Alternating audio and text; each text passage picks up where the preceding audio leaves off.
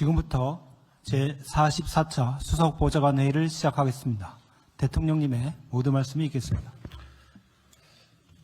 국가의 지속적인 발전은 사회 시스템이 공정하고 투명하게 작동한다라는 국민들의 믿음이 전제되어야 합니다. 규칙을 지키면 손해를 보고 규칙을 어기면 이득을 본다, 이런 인식이 팽배하게 되면 어떤 정책도 효과를 보기 어렵습니다. 그래서 국민의 삶을 짓누르는 반칙과 불공정, 비정상을 바로잡는 중단 없는 개혁이 더없이 필요합니다.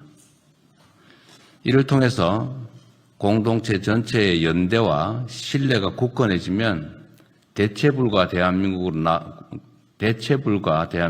나아가는 길도 더 탄탄해질 것입니다. 거창한 구호나 목표보다는 국민이 체감하는 변화를 만들어내는 것이 무엇보다 중요합니다. 예를 들면 범정부 합동대응단 출범 이후에 보이스피싱 범죄가 눈에 띄게 감소했는데 이런 성과를 사회 전 분야로 꾸준히 확산시켜야 합니다.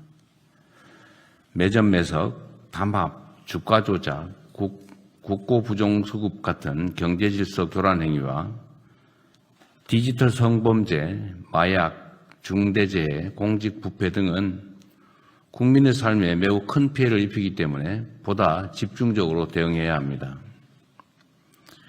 개혁은 국민 삶의 실제 개선으로 이어질 때야 비로소 진정한 의미를 가집니다. 중단 없는 개혁, 나아가 지속적인 민생 개혁에 힘을 모아주기 바랍니다. 우리 정부 출범 이후 440여일이 지났습니다. 전체로 보면 대략 20% 조금 넘게 임기가 지난 셈인데 여러분들은 어떨지 모르겠지만 저는 매우 빠르게 지나갔다 이렇게 생각이 됩니다. 임기 초반 대내외적으로 여러 어려움이 있었지만 국정을 정상 궤도에 올려놓았고 3대 메가 프로젝트 같은 국가 대도약의 발판을 마련한 큰 성과도 있었습니다. 이러한 성과 모두 보이지 않는 곳에서 묵묵하게 헌신하는 공직자 여러분들의 덕분입니다. 다만 국민 눈높이에서 보면 여전히 미진하거나 속도를 내야 될 부분이 적지 않습니다.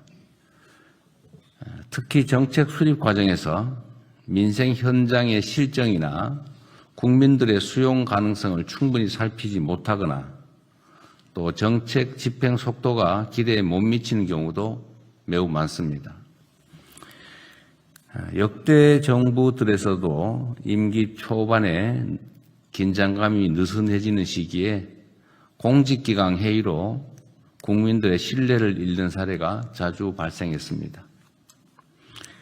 같은 우를 다시 범하지 않도록 과거의 사례들을 반면교사 삼아야 되겠습니다.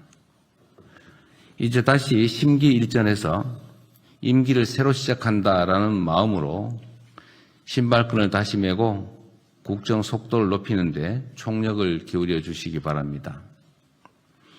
무엇보다 국정의 중심축인 정부 부처들이 능동적이고 적극적이며 선제적으로 움직일 필요가 있습니다. 아울러 청와대 역시 각별한 책임감을 가지고 정부 부처들과 적극 소통하면서 창의적이고 속도감 있는 국정을 뒷받침해야 할 것입니다. 공직자 여러분 모두에게 국민에게 체감되는 변화를 만들기 위해서 있는 모든 역량을 집중해달라는 당부를 드립니다. 이상입니다. 네, 언론인 여러분의 협조를 부탁드립니다.